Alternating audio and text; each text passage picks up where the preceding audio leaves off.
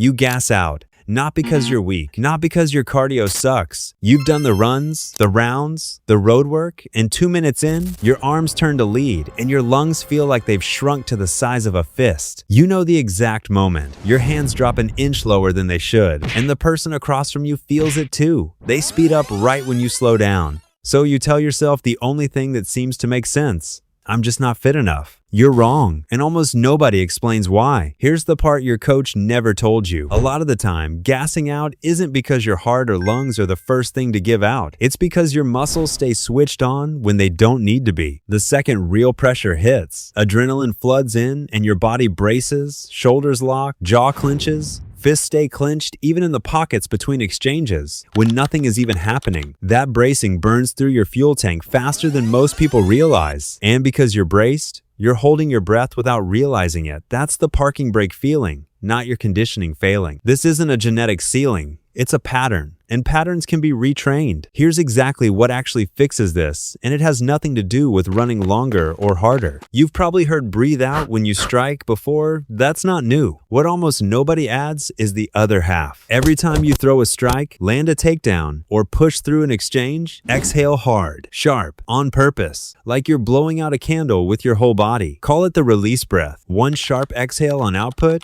one full release in the gap after. That exhale does two things at once. It stops you from holding your breath without noticing, and it helps reset your breathing while encouraging your body to let unnecessary tension go, making it much easier for your shoulders, jaw, and fists to relax instead of staying locked up. Then, in the gap right after the half second before the next exchange, you do the opposite. Drop your shoulders, unclench your jaw, let your hands go loose, even if just for an instant. That gap is where most fighters stay braced without knowing it. That's where your tank actually drains. Train this away from pressure first. Shadow box or hit the bag, and stop chasing power for a few rounds. Chase the release breath instead. Sharp on the strike, loosen the gap. Here's how you know you're doing it wrong. If you're exhaling but your shoulders are still climbing toward your ears, or your free hand stays balled up while the other one strikes, you're only doing half the drill. Once it feels automatic on the bag, take it into light sparring. Keep the breath running the same way it did on the bag. That's the real test. It'll feel harder to remember at first, with someone actually moving toward you. That's exactly the pressure this drill is built for, and the moment it holds under that pressure, you'll know it's really yours. One thing to watch: don't turn this into rapid, panic breathing. If you're gulping air instead of controlling it, slow back down and find the sharp exhale and full release again. Once this becomes reflex, sparring feels different. The panic that used to creep in around minute 2 doesn't show up the same way. You're still working hard, but you're not fighting your own body on top of the fight in front of you.